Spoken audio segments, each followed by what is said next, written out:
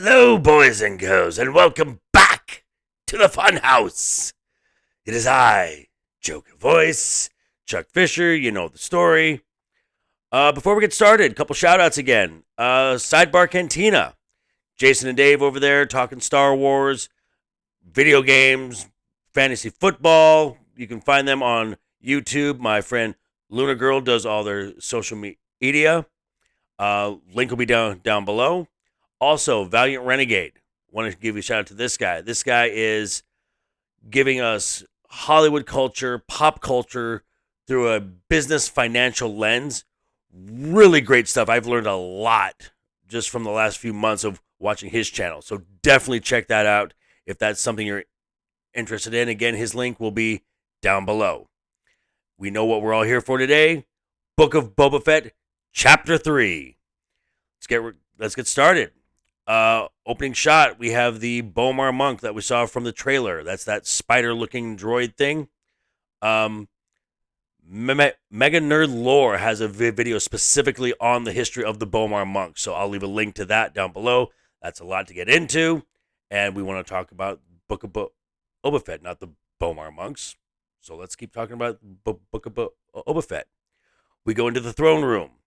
8D8 is giving a briefing of how the city of Mos Espa was divided under Bib Fortuna's usurping of Jabba's territory through very loose alliances with the Trandoshans, the Aqualish, but all the while, Bib is lining the pockets of the mayor, Mok Shaiz. So it's a very profitable undertaking, which is why Mok Shaiz was expecting a tribute from Boba Fett instead of the other way around. We then get someone who was requesting an audience with Boba, and it's a watermonger. This is a guy who collects water from the moisture farms and then sells it to the people. And this is played by Stephen Root. If you don't know who Stephen Root is, I'm sure if you've seen Dodgeball and Office Space, you'll recognize him.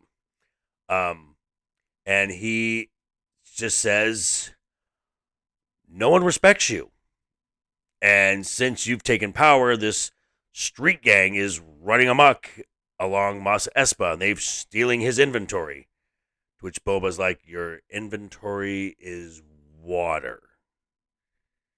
And Watermonger's like, well, yes. And if you were to eliminate this scourge, I will double my tribute to you, my lord. So Boba's interested, and we then cut to this beautiful nighttime shot, overhead shot of Mos Espa. The lights and everything, absolutely amazing. It was beautiful. And he comes across this group of kids who are the street gang. And he says, well, you're stealing water. That's a crime. To which they say it's a crime for what this guy charges for water. He charges a month's wages for a week's worth. Like there's any wages here anyway. And Boba's like, you should be working. You're living in the workers the workers section, to which their leader says, mighty daimyo, there is no work.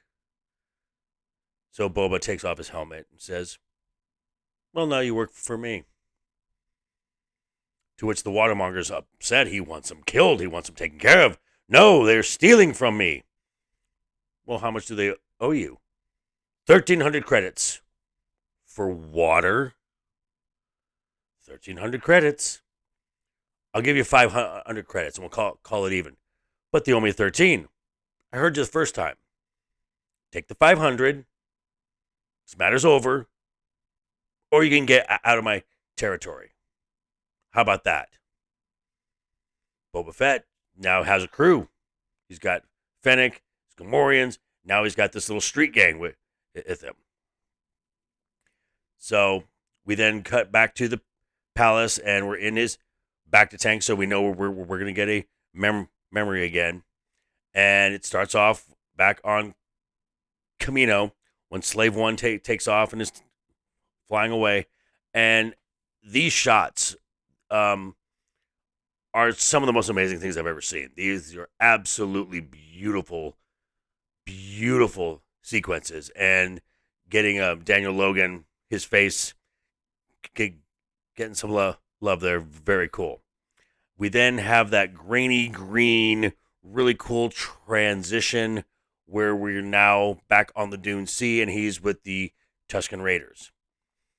And he's all robed up, got his gaffy, his cycler rifle, and he's off to. Seems like he's just gonna head out into the desert on a bantha, as Ultra Casino would say. And he's headed to Mos Eisley. He wants to find out where the headquarters of the Pikes are. He goes in, says, "I'm here to collect." The representative for the Pikes is like, "Yeah, I talked to my superiors. We're already paying someone for protection, so we don't want to pay twice." And Boba is like, "You're paying us. You're under the protection of the Tuskens." And the Pike representative says, "Well, the Kintan swoop gang is who we're paying now." Boba's like, "I'm going to take care of those Nikdos. You're not going to hear from them again." To which the Pikes are like, "That's a you problem. We don't care. We'll pay. Just we're not going to pay twice." So Boba starts heading back, and over one of the dunes, we see smoke. And Boba comes up on a massacre, an absolute massacre. The tents are burned. The Tuskens have been slain. We see the chieftain has been killed. And one of the tents that still has some draping to it has that Huttese K. So this is the Kintan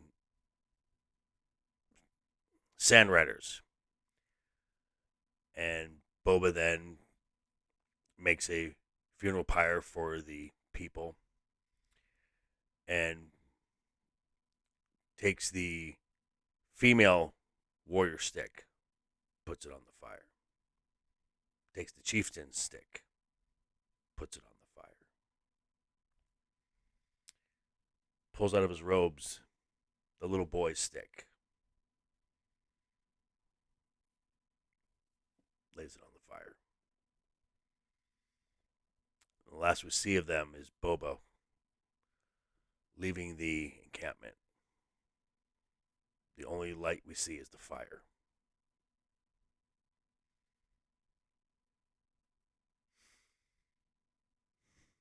We go back to Boba in the tank.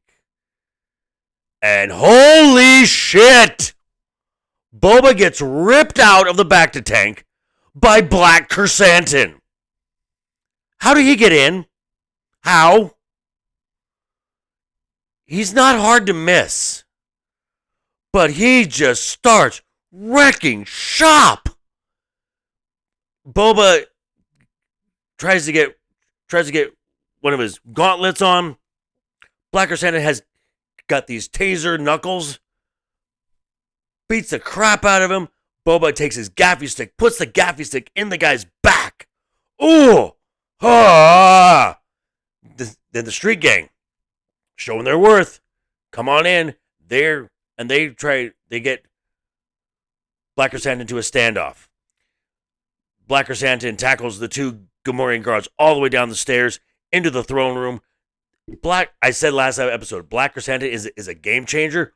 Oh my gosh. Ridiculous. Oh my.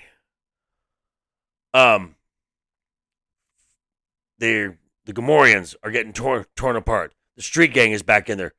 Fennec, Black Krrsantan hits the right spot. Fennec hits the button, drops him into the Rancor pit. And Krrsantan is just roaring. And it is Oh, dear God. He is terrifying. Oh. So later, Boba and Fennec are talking about their next move over their eating. They're trying to figure out what their next move is. BB-8, 8D8, BB-8. Wow, why was that on the brain? 8D8 comes in and tells them that the twins are here. They have a gift for them. Should be interesting. So we go outside the palace, and the worst job in the world has got to be the people who carry that litter for the twins. That thing is bending in the middle. That is the worst job ever. I don't want that job. Don't ever hire me for that job. Don't do it. And the male says, "We apologize." And Boba's like, "Okay." The female says, "Yeah, we sent Chrysanthemum to kill you, but we made a mistake. So we hope you accept this as a token of we're saying we're sorry." And oh my gosh, talk about a gift. They gave him a Rancor. Yeah, a Rancor. Not only a Rancor, the Rancor's trainer is Danny freaking Trejo. Talk about a win-win. Woo! Now that is something.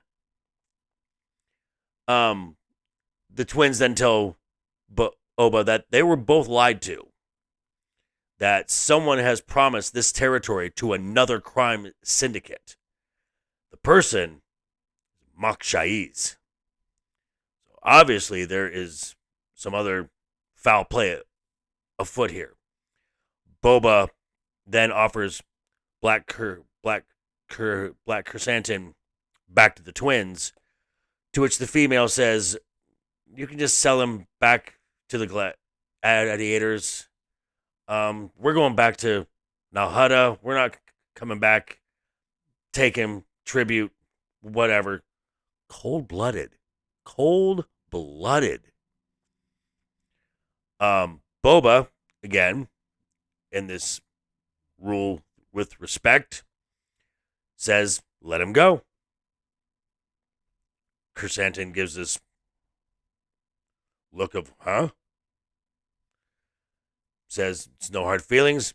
It's business. You know how this goes." And lets him leave.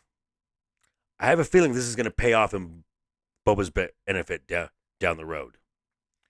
So, we then go into the Rancor pit, where we see the Rancor. And once again, we're getting a original trilogy species getting a little more depth, as Danny Trejo is saying that Rancors are very emotional. They will imprint on the first human that they see, and they're really not vicious unless they're provoked. And did Luke Skywalker provoke a Rancor? I don't think so. But, okay, we'll go with that. So, Danny Trejo even says that these were once ridden by the witches of Dathomir. Witches of Dathomir? That's the Night Sisters, led by Mother Talzin. If you don't know who they are, check out the Clone Wars. There's a lot of arcs with them with the Night Sisters. Very cool characters. Then Boba says, "Teach me to ride him."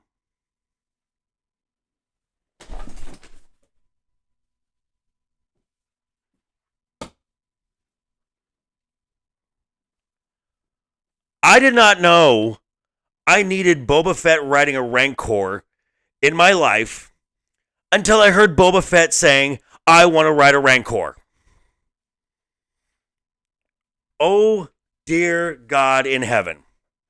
That would be amazing. Then, as Boba is petting his Rancor, 88 pops his head in. My lord, the mayor has denied your request for audience. He will not be available for the next 20 days. To which Boba's like, I'm done with this. We're going. Tell Fennec and the kids, get ready. I am not waiting. Back to the mayor's office, where that guy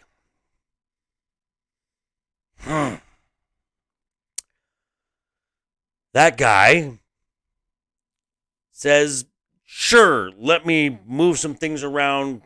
I'll be right back. He tries to skip out like a little coward. To which Fennec commands the street gang to go get him. Now, this was the one part of the show this episode I really didn't like. For one, I don't like the street gang's scooter Vespa looking things. They are way too colorful, way too shiny, way too new to be on a desert planet. They look really cartoony, and I just don't like the design for them at all. And this chase seemed a little too much time was spent on this chase going through the streets of Mos Espa. Could have easily be shortened. The funny part though was right at the end when that guy, his speeder crashes into a fruit cart and it is full of Melu Roans.